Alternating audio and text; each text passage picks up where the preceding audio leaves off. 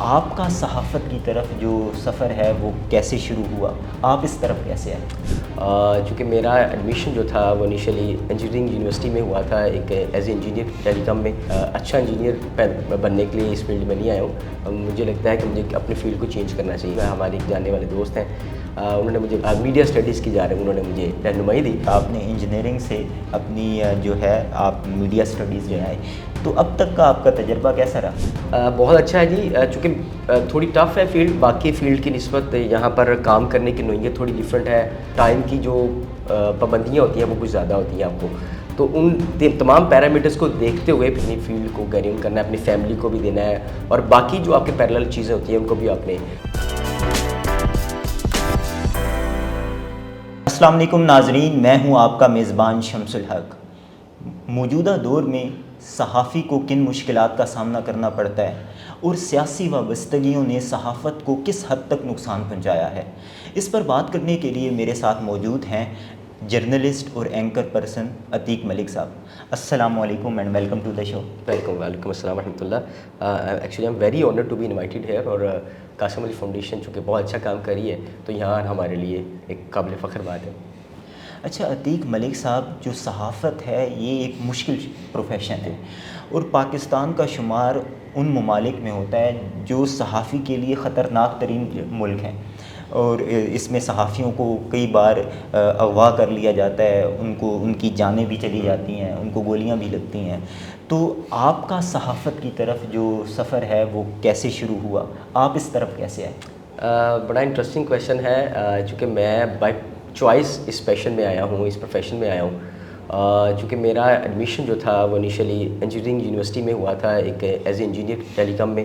تو جب میں کچھ ٹائم پڑھا میں نے اپنی انجینئرنگ کو، تو مجھے فیل ہوا کہ شاید میں ایک اچھا انجینئر بننے کے لیے اس فیلڈ میں نہیں آیا ہوں۔ مجھے لگتا ہے کہ مجھے اپنے فیلڈ کو چینج کرنا چاہیے، تو میری ایک رہنمائی کی، ہمارے ایک جاننے والے دوست ہیں، انہوں نے مجھے بتایا کہ آپ کو اگر اپنے مزاج اس طرح کے ہیں تو آپ کو اپنی فیلڈ چینج کر لینی چاہیے۔ تو پھر مجھے اس وقت میڈیا اسٹڈیز کی جا رہے ہیں، انہوں نے مجھے رہنمائی دی، اور پھر میں نے اس کو بائی چوائس چوز کیا۔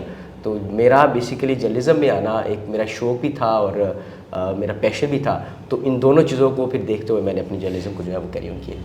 اچھا، ماشاءاللہ سے آپ کو صحافت میں 13 سال ہو گئے ہیں۔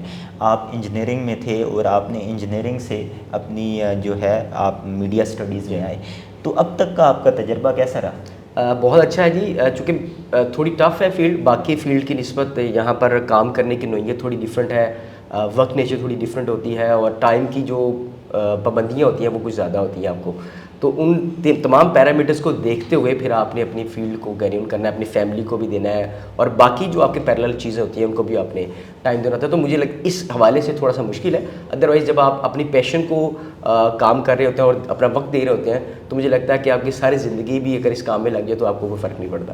ٹھیک ہو گیا۔ اچھا، سیاسی وابستگیاں جو ہیں انہوں نے صحافت کو کس حد تک نقصان پہنچایا ہے، اور کیا صحافی جو ہے، اگر ہم آج کل دیکھیں تو کیا صحافی کی سیاسی وابستگیاں ہیں؟ جی بالکل، ابھی تو میرے خیال سے ایک صحافی میں اور ترجمان میں فرق جو ہے بالکل ختم ہو کر آ گیا۔ پہلے تو ترجمان مقرر کیے جاتے تھے ہر جماعت میں سے، لیکن اب ترجمان مقرر کرنے کی ضرورت نہیں ہے، آپ کو مفت میں مل جاتے ہیں۔ تو بہت سے نام ہیں جو لیفٹ اور رائٹ اب واضح ہو چکے ہوئے ہیں کہ کون صحافی ہے کون ترجمان ہے، تو اس لیے میرے خیال سے اب تو یہ فرق ہی نہیں رہا، اور سیاسی وابستگیاں ضروری بھی ہیں۔ میں یہ سمجھتا ہوں کہ ضروری ان اے سینس کہ جو لیٹسٹ اور ماڈرن دور چل رہا ہے اس میں جب آپ کو اگر پیسے کمانے ہیں تو اس کے لیے یہ ناگزیر ہو چکا ہوا ہے کہ آپ کو کسی نہ کسی سیاسی جماعت کے ساتھ ایسوسیٹ ہونا ہے، ادروائز آپ کے لیے صرف وہی ہے جو آپ کو ایک چینل سے ملنا ہے، اور وہ چینل سے جو سیلری ملتی ہے میرے خیال سے وہ کسی بھی ایک گھر کو اچھے طریقے سے چلانے کے لیے کافی نہیں ہوتی۔ ٹھیک ہو گیا۔ پاکستان میں جو نیوز اینکرز ہیں ان پر کیا ریٹنگ اور پالیسی کا کوئی دباؤ ہوتا ہے، اور یہ دباؤ جو ہے وہ کس حد تک ہوتا ہے، اور یہ کس حد تک اثر انداز ہوتا ہے؟ بالکل، ہمارے ملک میں تو ریٹنگ کا تو بہت زیادہ کانسیپٹ ہے، لیکن اب اس سے بات آگے بھی ایک نکل چکی ہے، کیونکہ اب ڈیجیٹل دور آ چکا ہوا ہے، تو ریٹنگ کے ساتھ ساتھ آپ کی ویو شپ بڑی میٹر کرتی ہے ڈیجیٹل پر۔ اگر آپ کو ڈیجیٹل پر پسند نہیں کیا جا رہا تو اس کا مطلب ہے کہ آپ ایک اچھے اینکر یا اچھے رپورٹر نہیں ہیں۔ ان کیس اگر آپ کی ریٹنگ اب بہت زیادہ اچھی نہیں آ رہی ہے لیکن آپ کی فیس بک پر، یوٹیوب پر یا دیگر پلیٹ فارمز پر اچھی ریچ آ رہی ہے، تب بھی آپ ایک اچھے اینکر ہیں۔ تو لیکن جو آپ کے اوپر پریشر ہوتا ہے وہ کہیں نہ کہیں پر ضرور لائے کر رہا ہوتا ہے۔ تو اس دوران آپ کو اپنی پالیسی اور ون ڈائریکشن کو دیکھتے ہوئے آپ کو ایک سیاسی وابستگیوں کو بھی دیکھنا پڑتا ہے, چینل کی پالیسی کو بھی دیکھنا پڑتا ہے, اور ارننگ سورس کو بھی دیکھنا پڑتا ہے. یہ تینوں چیزوں جو ہیں وہ آپ پر ایک دباؤ ہوتا ہے, اور ان کو فالو کرتے ہوئے آپ نے اپنی جرنلزم کو کیری آن کرنا ہوتا ہے.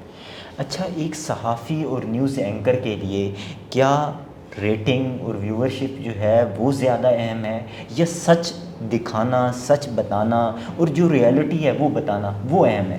ریئلٹی تو میرے خیال سے بہت اب پیچھے کی بات رہ چکی ہے. اچھا, اب تو ریئلٹی کا کانسیپٹ میرے خیال سے اب نہیں رہا. جو زیادہ میٹر کرتی ہیں چیزیں وہ یہ کہ آپ نے کسی بھی سیاسی جماعت کو, کسی کارکن کو یا کسی رہنما کو خوش کیسے کرنا ہے. اچھا, اب ساری کہانی اس پر آ چکی ہوئی ہے. تو اس سلسلے میں یا اسی تناظر میں بھاگ دوڑ جب لگی ہوئی ہے. جو کسی کو زیادہ خوش کرتا ہے وہ اس پارٹی کے یا اس رہنما کے زیادہ نزدیک ہے, اور وہ اتنے ہی فائدے اس کو دیتا ہے. ٹھیک ہو گیا. اچھا, جو میڈیا کا کردار جو ہے وہ کیا عوام کی رہنمائی میں زیادہ ہے یا عوام کے جذبات کو بھڑکانے میں؟ رہنمائی تو میرے خیال سے اب کانسیپٹ بالکل ڈیفرنٹ ہو گیا ہے. جتنا زیادہ ایموشن کے ساتھ کھیلتے ہیں اتنی زیادہ ریٹنگ اور اتنے زیادہ ویوز آپ کو ملتے ہیں. تو اب یہ جو کانٹینٹ ہوتا ہے وہ بنایا ہی اس کے اکارڈنگ جاتا ہے کہ کیسے لوگوں کے ایموشنس کو ٹچ کرے, فیلنگس کو ٹچ کرے گا, تو تب ہی اس کی ریچ اچھی ہوگی, یا تب ہی اس کی ویوشپ اچھی آ سکتی ہے, انگیجمنٹ اچھی بڑھ سکتی ہے. تو یہ جو ایموشنز ہوتے ہیں اس کو بہت زیادہ ملوث خاطر رکھا جاتا ہے اب کانٹینٹ کے لیے. اچھا, پاکستان کی عوام, صرف پاکستان میں نہیں دنیا بھر میں لوگ میڈیا اس لیے دیکھتے ہیں کہ وہ جاننا چاہتے ہیں کہ حقائق کیا ہیں, سچ کیا ہے, اور پھر وہ اس کے مطابق جو ہے اپنی فیصلہ سازی کرتے ہیں مختلف معاملات میں. وہ اکنامکس کے معاملات ہوں وہ دیکھ لیں, اور اگر کسی ووٹر نے ڈیسائیڈ کرنا ہے کہ وہ اس نے کس پارٹی کو ووٹ دینا ہے تو وہ میڈیا کا بھی ایک تجزیہ کیا جاتا ہے, نیوز پیپر اور یہ سارا. تو اب اگر میڈیا جو دکھا رہا ہے وہ سچ نہیں ہے تو پھر یہ تو بڑا مسئلہ ہو جائے گا کہ عوام جو فیصلہ کرے گی وہ غلط معلومات کی بنیاد پر. دیکھیں, ایک تو فرق آ جاتا ہے کہ میڈیا پرسنس کس حد تک لوگوں کی رہنمائی کر رہے ہیں یا نہیں کر رہے, یہ تو کویشچن ہوتا رہا. لیکن اس کے ساتھ جو اب سوشل میڈیا پلیٹ فارمز میں بہت سے لوگوں نے اپنے چینلز بنا کر انفارمیشن ڈلیور کرنا شروع کیا ہے, ٹھیک ہے, وہ بڑی میٹر کر رہی ہے, کیونکہ ان کے اوپر اب چیک اینڈ بیلنس اس حد تک نہیں ہے جس طرح ایک مین اسٹریم چینلز پر ہوتا ہے. تو جب ان پر چیک اینڈ بیلنس نہیں ہوگا تو آیا کہ وہ سچ خبر دے رہے ہیں, جھوٹ دے رہے ہیں, ان کو ان سے پرواہ کیے بغیر کانٹینٹ ڈلیور کرنا زیادہ اہم ہوتا ہے. تو وہ وہی کانٹینٹ دکھاتے ہیں, وہی کانٹینٹ لوگوں تک پہنچاتے ہیں جس کی ویوشپ زیادہ آ سکتی ہے. اور یہ بالکل واضح ہو چکا ہوا ہے کہ کیا کیا چیزیں ان کو دکھانی چاہیے جس سے ان کو پیسے اچھے مل سکتے ہیں. تو میرے خیال سے جب تک ڈیجیٹل پلیٹ فارمز کے اوپر چیک اینڈ بیلنس نہیں آئے گا, یا رولز ریگولیشنز نہیں آئیں گے, کوڈ آف کنڈکٹ نہیں آئیں گے, تو میرے خیال سے یہ چیزیں جو ہیں وہ ابھی تک چلتی رہیں گی. ٹھیک ہو گیا. تو آپ عوام کو اور لوگوں کو کیا مشورہ دیں گے کہ وہ میڈیا پر اور نیوز پر جو انفارمیشن یا معلومات شیئر کی جا رہی ہوتی ہیں ان پہ اندھا دھند اعتماد نہ کریں؟ وہ انفارمیشن غلط بھی ہو سکتی ہے, اور اپنی طرف سے تحقیق کریں. بالکل جی, کراس چیک لازمی کرنی چاہیے. ضروری نہیں ہے کہ ہر خبر ہر جانب سے ایک درست دی جا رہی ہوتی ہے. بعض اوقات ہوتا یہ ہے کہ معلومات جس سورس سے آ رہی ہوتی ہے اس سورس کے پاس بھی معلومات اچھی نہیں ہوتی معذرت کے ساتھ. تو میرے خیال سے کراس چیک کر لینا لازمی ہوتا ہے, اور تحقیق لازمی کر کے شیئر کرنی چاہیے. یہ نہیں کہ آپ کے پاس کوئی انفارمیشن آئی ہے تو بغیر آپ اس کو تحقیق کیے یا آپ کو ریسرچ کیے آپ اس کو ڈلیور کر دیں یا اس کو فارورڈ کر دیں.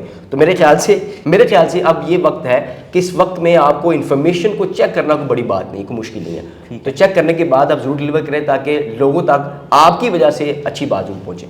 اچھا, آپ اب لوگوں کو کچھ طریقے بتا دیں تاکہ جس سے یہ پتہ لگائے, پرکھا جا سکے یہ معلومات اور انفارمیشن جو ہے وہ سچ ہے یا جھوٹ.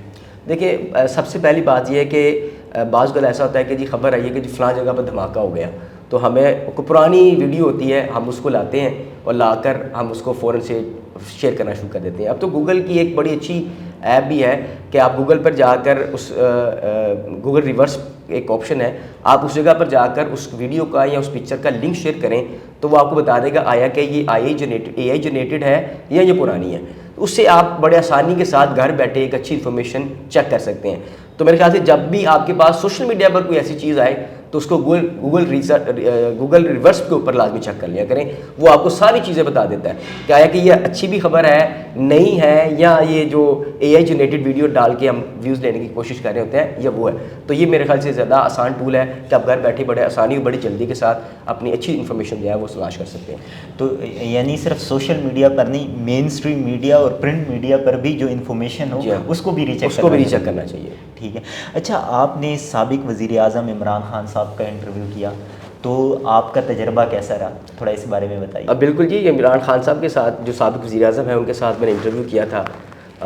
سابق وزیر اعظم کا انٹرویو کرنا میرے لیے ایک بڑی خوشی کی بات تھی, اور بڑا اچھا ان کے ساتھ ایک انٹریکشن رہا تھا. اور جس انداز میں ہم نے ان سے ملا اور جو باتیں ہم نے سن رکھی تھی ان کے بارے میں, جب ملے تو میرے خیال سے ملنے کے بعد ان کے ہم زیادہ قائل ہو گئے تھے. اور بہت اچھے انداز میں جیسے وہ ملے. لیکن جو سب سے مزے کی بات یہ ہے کہ جس انداز میں ہمیں اوپر لایا گیا, ان سے ملاقات کرائی گئی, وقت دیا گیا, تو یہ ساری باتیں وہ تھی جو ایک ہر کسی کی خواہش تھی اس وقت. اچھا, تو میرے خیال سے یہ ایک ہمارے لیے اعزاز کی بات تھی. ٹھیک ہے. آپ نے ان کا انٹرویو کب کیا تھا؟ انٹرویو میں نے کیا تھا جب ان کی ایک ریلی گزر رہی تھی اسلام آباد کے لیے, اور آپ کو یاد ہوگا کہ ان پر حملہ بھی ہوا تھا. حملے سے چند گھنٹے پہلے میں نے ان کے ساتھ ایک انٹرویو کیا تھا, اور انٹرویو جو ہے وہ کافی زیادہ وائرل ہوا تھا, اور بہت سے انٹرنیشنل اداروں نے, ایون کہ پاکستان کی جو ٹاپ اینکر ہیں انہوں نے میرے انٹرویو کو ایز اے کٹیسی اپنے چینل پر چلایا تھا.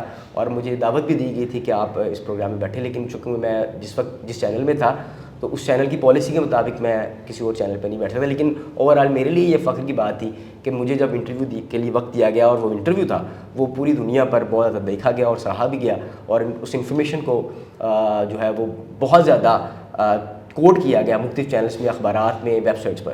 تو یہ میرے لیے اعزاز کی بات ہے.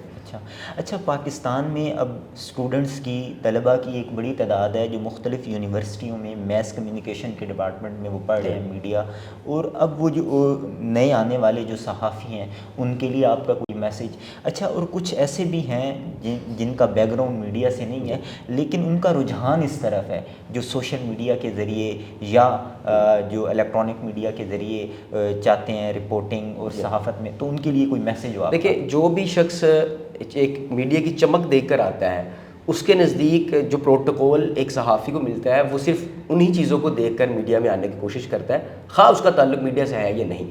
لیکن جو اسٹوڈنٹ پڑھ کر آتا ہے, میرا یہ ان کو بڑا میسیج ہوگا کہ آپ جب بھی میڈیا میں آنے کی خواہش کریں اس وقت آپ اپنے ایک جو فائنینشیل ریسورسز ہوتے ہیں اس کو ضرور بودر کریں, کیونکہ میڈیا ایک پیشن ضرور ہے لیکن اس میں آپ بہت زیادہ خواہشات کو پورا نہیں کر سکتے. تو اس لیے فائنانس جو ہے اس کو بیک اینڈ پر ضرور رکھتے ہوئے اپنے شوق کو کیری آن ضرور کریں. عتیق ملک صاحب, پروگرام میں شرکت کے لیے آپ کا بہت شکریہ. جزاک اللہ, تھینک یو سو مچ. اس پروگرام کے حوالے سے اپنا فیڈ بیک کامنٹ باکس میں لکھیے.